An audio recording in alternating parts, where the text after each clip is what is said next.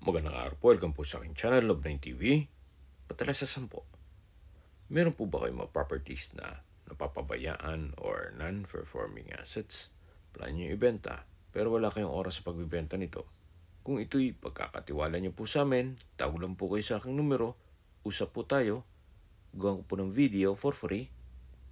Yes, libre po, wala po kayong babayaran. Tutulungan pa namin kayong mabenta ang inyong property. Kami na po bala sa marketing, sa boosting, or paid ads. Even sa tripping, hindi na po kayo mapapagod sa pag-entertain ng mga buyers. Kami na po bala sa lahat. Tawag lang po kayo. Nandito po tayo ngayon sa Buhay na Tubig, Imus, Cavite, kung saan meron po tayong bagong video presentation. Isang 2-story house na may lot area na 109 square meters. Ito po ay corner lot at ang floor area po ay 88 square meters. Ito po yung titulado, buhay po ang may-ari, kaya wala po kayong magiging problema sa documentation or sa transfer ng title. Ito po yung garahe, kung saan ito yung naka-tile flooring. Meron din pong CCTV at iiwan na po yan ni owner. Ito po yung main door, naka-aluminum screen door at solid wood. Welcome po dito sa bahay ni ma'am at sir. Ito po yung living area o salas. Ito pong sliding glass windows ay may blinds. Maayos ang pintura ng ceiling at wall. Then, premium tiles po ang ginamit dito sa flooring. Ito po ay well-maintained, kaya ready for occupancy. So, mula po dito sa living area, ito naman po yung formal kitchen.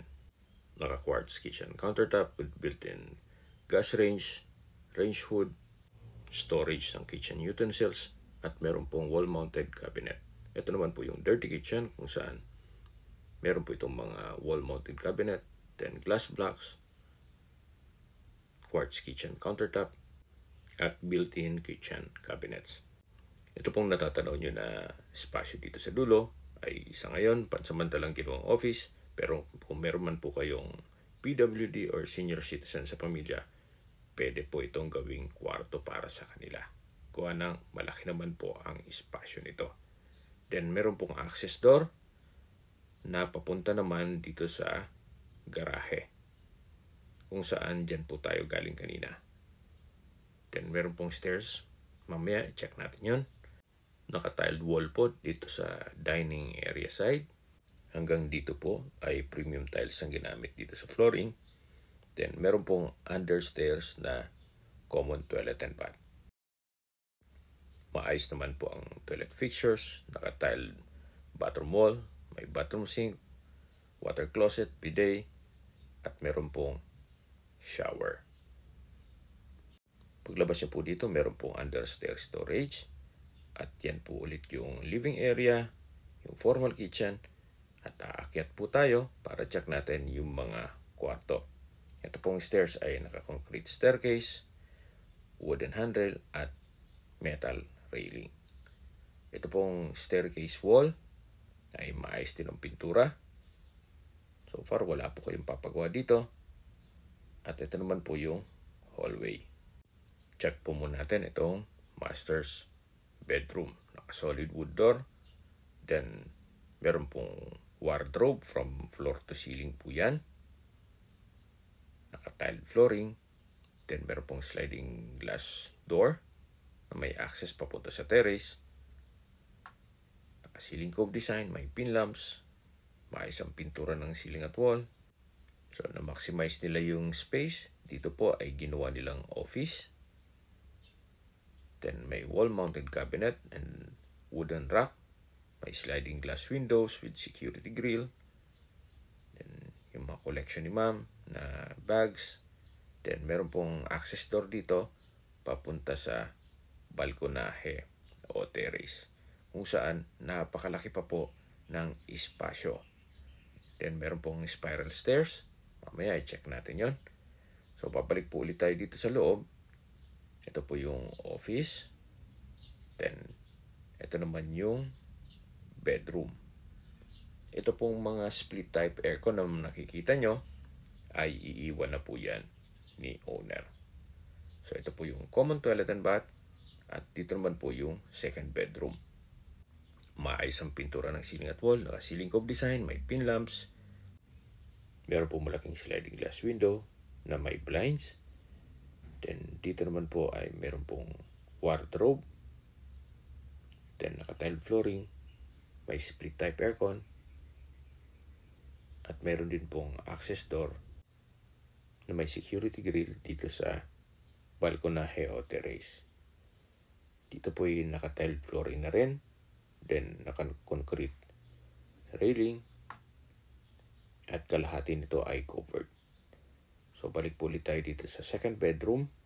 Tunghayan nyo po ulit bago tayo lumabas. So naka-solid wood door na rin po ito. At ito po yung common toilet and bath. Meron pong bathroom sink, water closet, bathroom cabinet, naka-tile bathroom wall, may shower at bathroom window. Labas po tayo para check natin ibang parte nitong bahay. So ito po yung staircase wall. Then sa dulo ay meron pong glass blocks na nag-serves as natural sunlight. Mula po dito ay matatanaw nyo na yung living area at yung dining area. Yan po yung tinutukoy ko na possible na pwedeng gawing bedroom. So labas po tayo. Ito po yung main door. Ito yung covered car garage. Then dito po may another space na kakasya pa ang isang sasakyan. Dito man po ay high ceiling. Ceiling cove design, may pin lamps. Then ito po yung stairs papunta naman sa balkonahe. Naka-concrete staircase at concrete handrail. Samahan niyo po ako. Akyat po tayo. Actually, kung big family po kayo, pwede pong mag-extend ng another room dito. Gawa ng napakalaki pa po ng espasyo nito.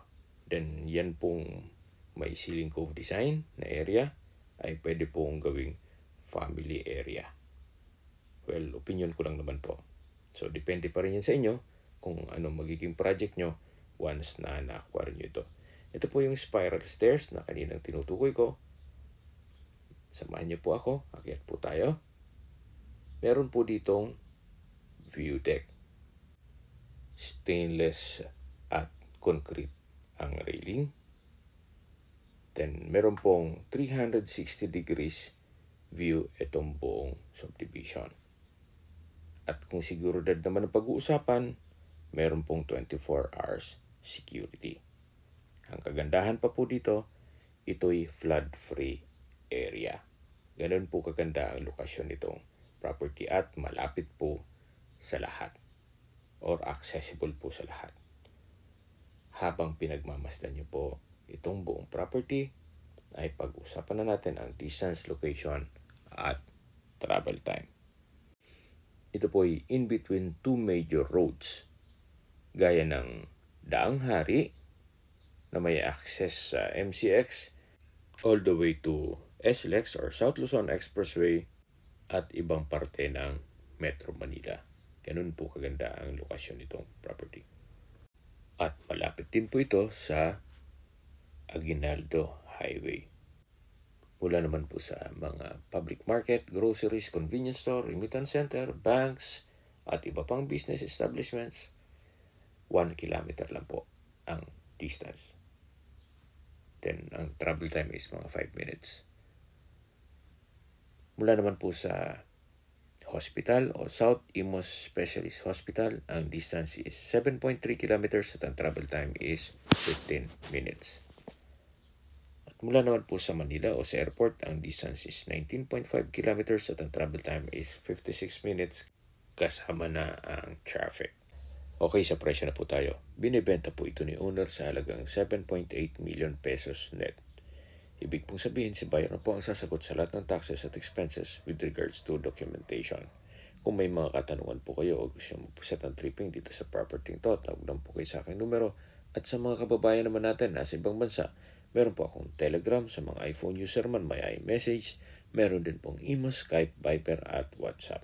Same number lang po, 0917-316-3399. Sa mga nagtatanong naman po ng aming Facebook, meron po aming Facebook page Nov9TV at Facebook Reels video. Makisuyo po, like and follow na rin. Meron din po kami ibang YouTube channel na The Nov9TV channel at TC Listings. Sana po naibigyan nyo ang aming video presentation. Like and subscribe na po sa aking channel para ma-update din po kayo sa aking future listings. Kung sakali po hanap nyo ay mas malaking sukat ng lupa, meron din po kami ibang listings na pwede nyo pagpilian. Huwag po kayo mag-atubiling tumawag sa amin, then let us know your budget para malaman namin kung anong property pwede namin ilok sa inyo. Sa lahat pong viewers, subscriber at nagtiwalo po sa amin, salamat po sa suporta. Ingat po kayo lagi at yung pamilya. Maraming salamat po.